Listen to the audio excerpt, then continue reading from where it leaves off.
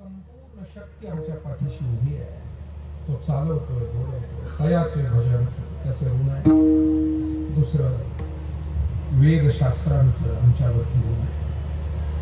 शब्द हा बहुसार उपकाराची राशी म्हणून चालविला मागे केलं त्यासी. मागोने आली रीत सिद्ध ओळीची तैसी. प्रतिगा हा कर्म प्रतिगा करतिगा आणि कही विश्वासी विठाला.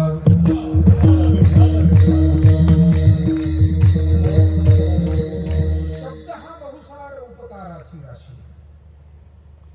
शब्द हे धन, तुकोबारांनी म्हटलं आम्हा घरी धन शब्दांचीच रत्ने शब्दांचीच शस्त्रे यत्न करू.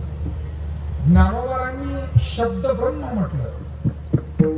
शब्द ब्रह्म गणेशाचं जे त्यांनी चित्र आपल्या पुढे ज्ञानेश्वरीच्या उपक्रमामध्ये उभं केलं म्हणजे शब्दाला ब्रह्म म्हटलं आणि शब्द ब्रह्म आहे. ओम इति एकाक्षरम ब्रह्म. ओम हे ईश्वरीय स्वरूपाचं वाचक आहे. अकार उकार मकार तरीपी हा विचार असा पद्धती. शब्द हा ब्रह्म आहे. शब्द हे धन आहे. शब्दांच्या आणि या शब्दांच्या द्वारा ग्रंथांचे आमच्यावरती थोर उपकार आहे. ग्रंथ नसते मानवाला मानव म्हणून जगण्याची प्रेरणा कुठून मिळाली असते. मानवाला बुद्धी दिली देवाने, पण त्या बुद्धीला चालना नको का? दिव्यामध्ये तेल आहे, वाती आहे, परंतु त्या दिव्याला प्रज्वलित करण्यासाठी काहीतरी व्यवस्था नको का? मग ते आगपेटी असेल, अलीकडचं आधुनिक लायटर असेल, जुन्या काळातली चकमक असेल, तर काहीतरी आवश्यक आहे ना, त्याला प्रज्वलित तर केलं पाहिजे. म्हणून ज्ञान आम्हाला बाहेरून दिलं जात नाही, आमच्यामध्ये ज्ञान आहे. ज्ञान हे आमचं स्वरूप आहे. सुख हे आमचं स्वरूप आहे. सत्य हे आमचं स्वरूप आहे. कारण ईश्वर आणि आत्मा, परमात्मा आणि आत्मा हे अभिन्न आहे. वेदांतामध्ये सांगितलं जातं अंशीचे गुणधर्म हे अंशामध्ये येतात. सच्चिदानंद स्वरूप परमात्मा आहे, आम्ही वेगळे कसे? अजरामर असलेला परमात्मा आहे. तुकोबारांतले अमर तू खरा कैसा नव्हे मी दातार. बळीयाचे अंकित आम्ही झालो बळीवंत. देवा तुझमच नाही भेद सहज केला सेविन. किती अभंग आणि किती प्रमाण आहे. जीव आणि ईश्वराचा अभेद दाखवणार, यालाच अद्वैत तत्वज्ञान. आणि म्हणून ज्ञान हे आम्हाला बाहेरून आणावं लागत नाही, फक्त ते ज्ञान उजळावं लागतं. जसा एखादा आरसा आहे, जुना आरसा आहे, आणि त्या आरशामध्ये प्रतिमा दिसेनाशी झाली, आरसा थोडासा डागाळला, मळला, त्या आरशाला काही विशिष्ट पद्धतीनं घर्षण करण्याच्या प्रक्रिया आहे. आणि तो घर्षण केला की पुन्हा त्या काचेमध्ये छान प्रतिबिंब दिसू लागतं. तो पुसून घेतला छान प्रतिबिंब दिसतं. तसं आमचं आत्मस्वरूप हेच परमात्म स्वरूप आहे, फक्त त्याला उजाळा द्यावा लागतो. आणि त्यासाठी ज्ञानाची गरज आहे, ग्रंथांची गरज आहे. आणि म्हणून ग्रंथांना आई म्हटलेलं आहे. नाही श्रुती परवती माऊली. कारण आई काय करते?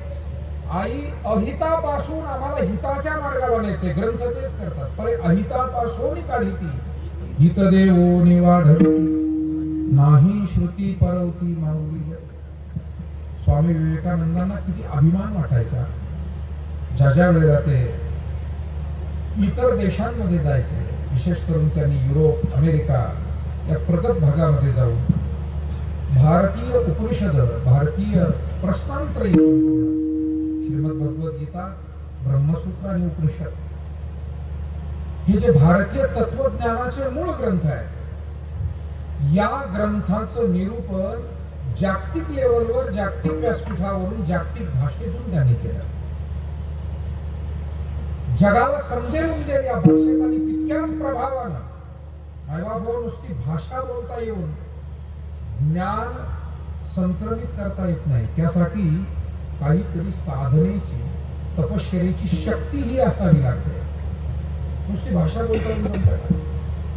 पोलीस अधिकारी म्हणत असतो की अमुक असा करा, त्याच्या शब्दाला वजन आहे. कारण त्यानं अभ्यास केलाय, तो त्या अधिकार पदावर अधिकृत काम करतोय, म्हणून त्याच्या वाक्याला किंमत आहे. त्यानं जर सांगितलं की हा रस्ता आज बंद तर बंद. दुसऱ्यानं एकानं समजा काय केलं, पोलिसाचा वेश घातला. काही बहुरूपी सुद्धा वेगवेगळे वेश घालतात.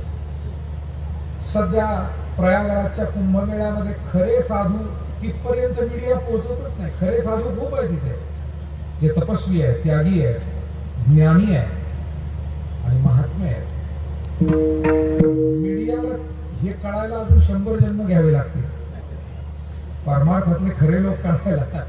आणि म्हणून सोखोबाराय म्हणले, काय भुलला शिवरली आरंगा, काय भुलला शिवरली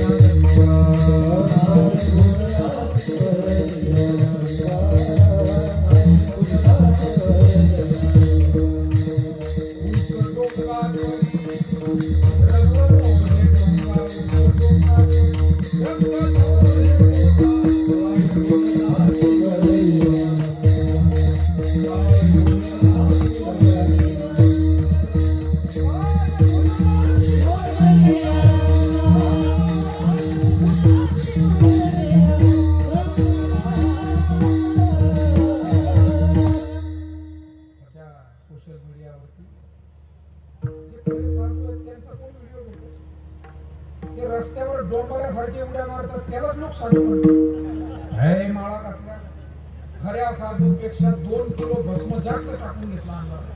खरा साधू निदान कपाळाला लावतो, हाताला लावतो. जे काही तिलकाचे जेवढे प्रकार आहे आपल्याकडे, गोपीचंद आपण लावतो, हे बिगर अनुभवी लोक, ज्याला साधूची काय परीक्षा मला सांगा. जो 10वी नापास झालेला आहे, त्याला पोस्ट ग्रॅज्युएशन करणाऱ्याचे पेपर कसे काय तपासावे. जो पीजी करतोय त्या विद्यार्थ्याचे पेपर 10वी नापासाला तपासता येत आहे. म्हणून तुम्हाला, आम्हाला आणि मीडियाला साधू कळतील काय. संताचा महिमा हो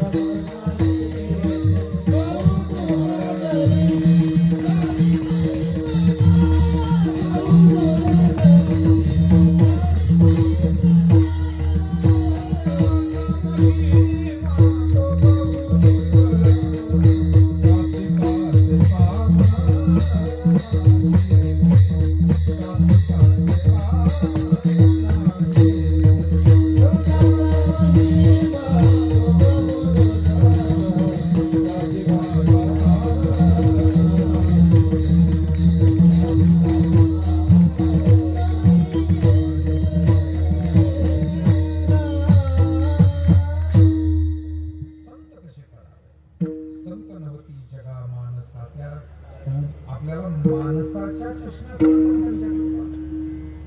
बाह्य अंगानं, बाह्य रंगानं आपण संतांची परिभाषा ठरवण्याचा प्रयत्न करतो. वेशावरून, भाषेवरून, जातीवरून, परिस्थितीवरून संत कळत असतात. संतांना मुळात वेश, भाषा, जात, प्रांत, प्रदेश याच्यात अडकवता येत नाही.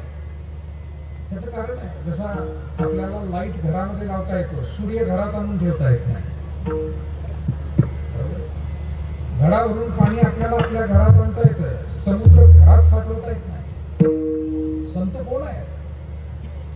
या विश्वालाही व्यापून राहिलेला आणि विश्वाला घडवणारा, चालवणारा जो परमात्मा, जो ईश्वर, त्यालाही आपल्या हृदयामध्ये साठवण्याचं व्यापकत्व, सामर्थ्य ज्यांच्यामध्ये आहे ते संत आहेत. आणि म्हणून जगात सर्वात व्यापक काय तर ईश्वर तत्व, आणि ईश्वरापेक्षा व्यापक काय तर संतांचं हृदय. साठविला राही